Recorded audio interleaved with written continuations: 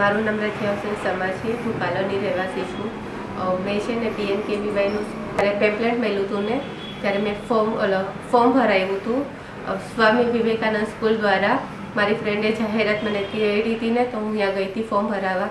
મેં ફોર્મ ભર્યું અને બધું કર્યું। 3 મહિનાનો કોર્સ હતો।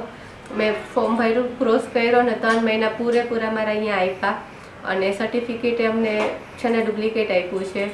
અને જ્યારે છે ને અમે ખબર પડી કે અમારા પૈસા 22,000 પાસ થયા છે તો છે ને અમને ધમકી, અમે જ્યારે એક્શન લેવા મામલેદાર ગયા હતા તો મને છે ને સ્વામી વિવેકાનંદના જે સ્કૂલ સંચાલક છે ઇન્દુબેન હિરપરા જે સ્કૂલ સંચાલક છે એનો મને ફોન આવ્યો હતો, કેમ કે ત્યારે મને એને ખબર પડી જશે કે અમે જવાના છે, કંઈક એક્શન લેવાના છે તો મને ધમકી આપી હતી કે છે ને તમારે જે કરવું એ કરજો, અમે પોલીસ કેસ કરશું।